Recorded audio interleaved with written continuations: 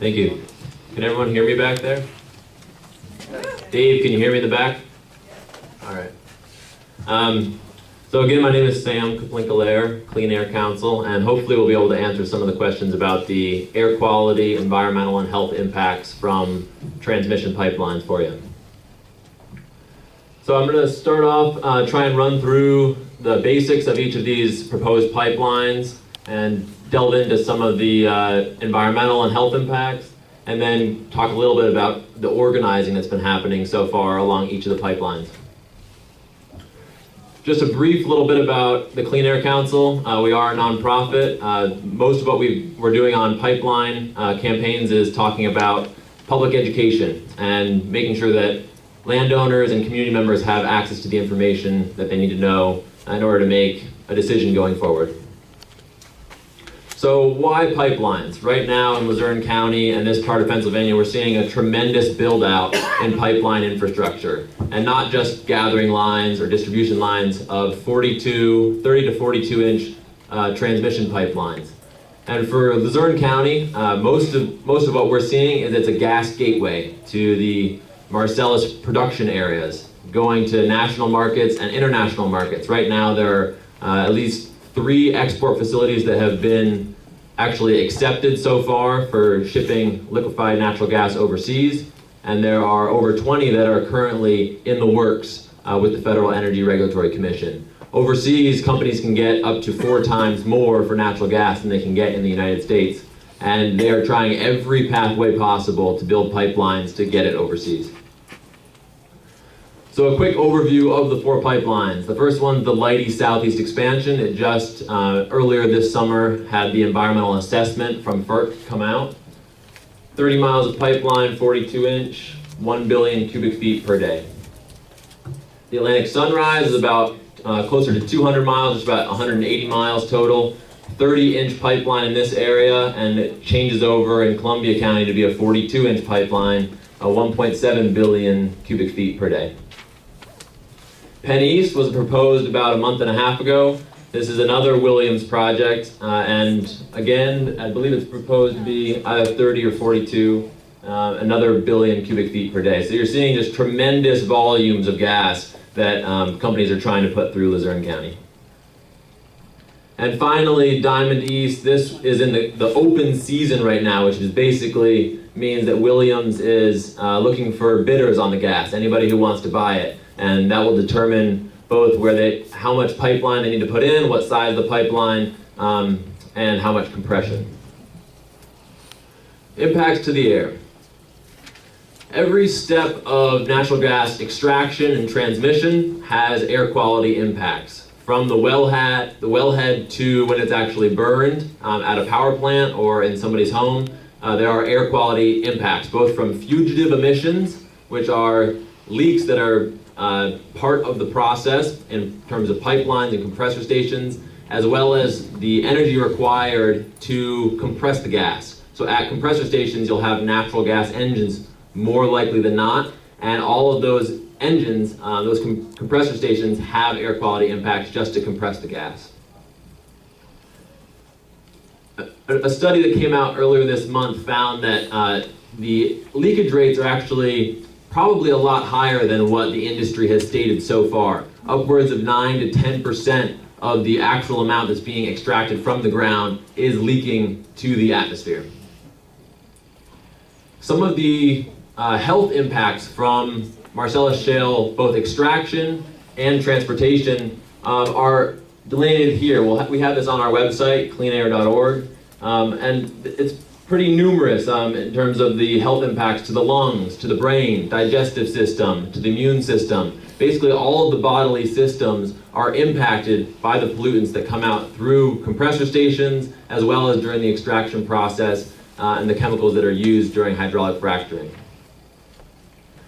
So to give you an idea of a typical large-scale compressor station, I pulled some of the information for a compressor station that was proposed on the Algonquin pipeline, which kind of goes east from Pennsylvania.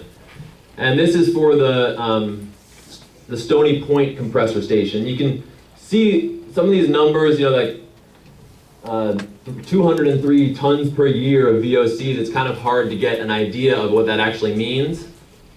So what I've done is compared that to idling diesel school buses to give you an idea of, if you take one particular pollutant like carbon monoxide, what a typical 42-inch compressor station would emit in terms of carbon monoxide. So just taking carbon monoxide, it would equal the emissions from 444 constantly idling diesel school buses 24/7. If you pulled a different pollutant like particulate matter or nitrogen oxide or VOCs, it would equal different amounts. So that gives you a sense of the expected emissions from one of these compressor stations. The impacts to the land. I believe it was in 2011 when the Nature Conservancy put out an estimated impact from pipeline to land acreage throughout Pennsylvania. And they calculated that between 60,000 and 150,000 acres of land would be impacted by pipelines in the next 20 years if it continues at pace. This exacerbates existing forest fragmentation in Pennsylvania, which is already a large issue. And whenever you have a pipeline come through a forest, it converts it basically from interior forest to field and exterior forest. And the impact to hunting and to the animals that particularly have migratory pathways is tremendous. Last, in terms of agricultural impacts, when you have gas in a pipeline that's 3 feet underground, which is the regulated requirements for transmission pipeline depth, it creates a tremendous amount of heat just from the friction of the gas going through the pipeline. And that increases the soil temperature on top of it. So what a lot of farmers have begun to see on top of these transmission pipelines is that their crop yields are different because they have the amount of moisture in the soil is a lot less than adjacent plots that don't have the pipeline. In terms of the impacts to rivers and streams, when you're going through a watershed with a pipeline, there are generally two types of stream crossings that pipeline companies use. One is horizontal directional drilling, which is they drill underneath the stream, and that's more expensive. And the type that they use more often is called an open cut, which is they use a cofferdam to dry out half of the stream bed and put the pipeline in that half and then flip it over and do it on the other half. The impacts in terms of erosion and sedimentation in the rivers and streams, and also just the impact to fish that use that area for spawning is tremendous. Taking a moment to look at the Pennsylvania Constitution, Pennsylvania is rather unique in actually having protections for clean air and water in the Constitution. So just to read from section 27 here. The people have a right to clean air, pure water, and to the preservation of the natural, scenic, historic, and aesthetic values of the environment. Pennsylvania's public natural resources are the common property of all the people, including generations yet to come. As trustee of these resources, the Commonwealth shall conserve and maintain them for the benefit of all the people. Right now, what we're seeing in this part of Pennsylvania is the conversion of what used to be a lot of preserved lands into extraction zones. I don't know if you've heard that term before, but Pennsylvania, in many respects, is becoming an extraction zone for natural gas. So far, there are 9,000 wells, and the industry's stated goal is 100,000 wells. In the eastern part of Pennsylvania alone, we see over 10 massive transmission pipelines, and that's 30 to 42 inch in diameter. And if the industry's stated goal is to get to 100,000 wells, it begs the question, how many more pipelines are we going to see? All right, so transitioning a little bit, how much time do I have left? You got 1 minute exactly. Okay, all right, so I'm going to try and, this will be brief, but we can come back to it. The Federal Energy Regulatory Commission is the approval body for all of these pipelines, and mostly what FERC does is, it's never really seen a pipeline project that it doesn't like. So if it actually gets that far, it's most likely that they are going to move forward with approving these projects. However, in the meantime, you can get on record with FERC, it's completely free, all of your objections, and that is on the record so that you can intervene in the process, which is a legal process we can talk a little bit more about, and that maintains your right to appeal the decision of FERC. And the main thing going forward, the last little bullet point here is know your rights. As landowners, as community members, you actually have a lot of power early on in this process. The Commonwealth Pipeline was proposed a few years back, and the company withdrew their application because of the number of landowners that refused surveying, that refused access to their property, because there was public outcry.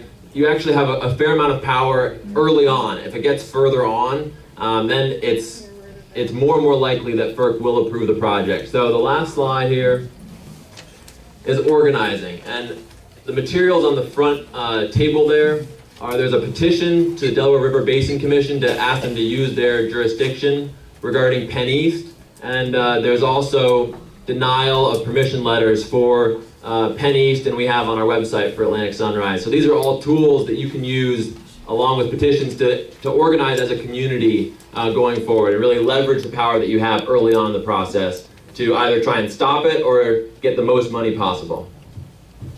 Thank you.